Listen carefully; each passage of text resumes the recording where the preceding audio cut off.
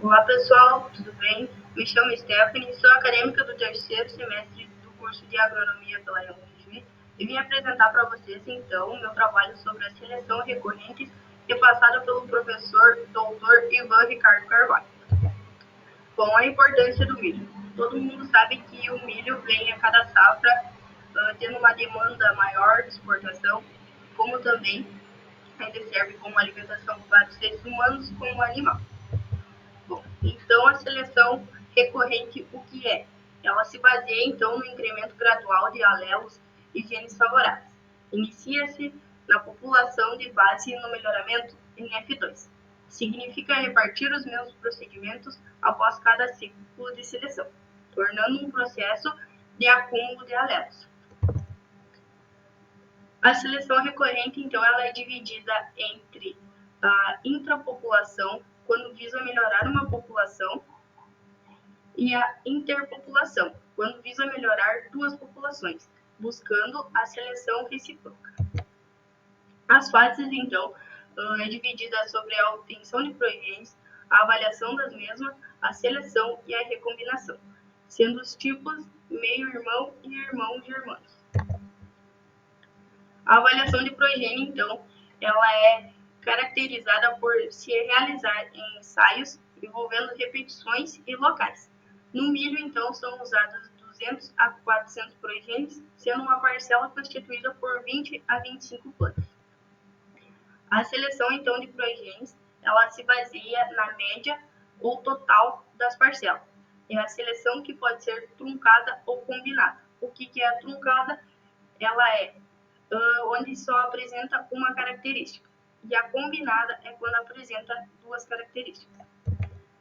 A recombinação, então, de progênios, ela tem como objetivo principal gerar variabilidade para o próximo ciclo de seleção.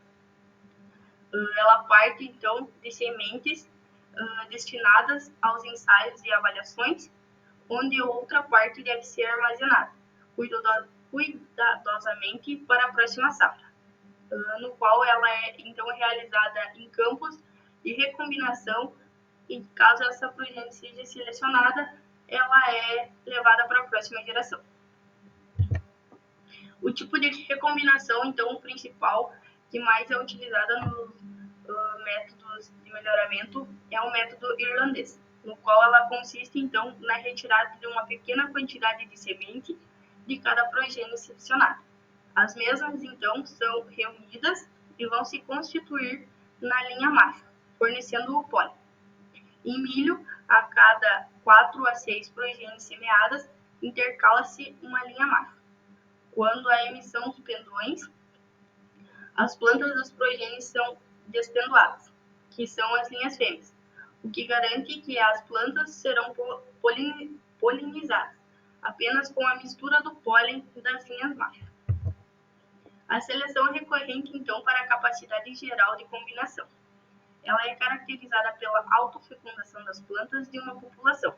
Cruza-se plantas de progênie com um testador de base genética mais conhecida como top cross. Elas devem ser avaliadas em ensaios envolvendo locais e repetições, selecionando sempre as melhores.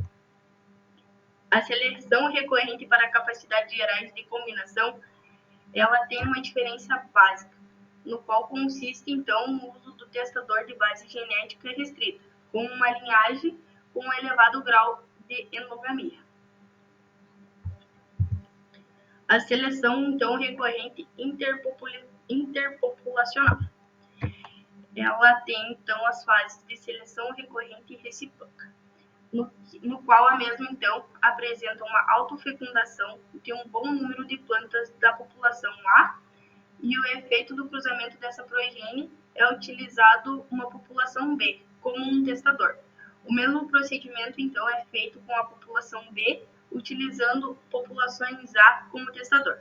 As progênies, então, autofecundadas serão o genitor feminino, enquanto a outra população será o genitor masculino. A seleção fenotípica basal, então, ela é caracterizada pela seleção e a seleção de características visíveis.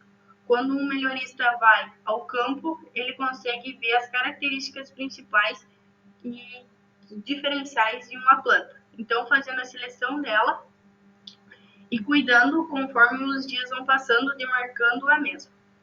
O objetivo, então, dessa seleção é aumentar a produtividade sem acarretar as qualidades nutricionais, assim permitindo selecionar genótipos com padrão agronômico mais próximo aos genótipos ideais, o que o melhorista procura, em menor espaço de tempo, fazendo, então, o uso da cultura na mesma época. No inverno, fazendo, vamos dizer, o uso de 2 vezes a aveia, por exemplo. E no verão, o uso do milho em safra e o milho safrinha.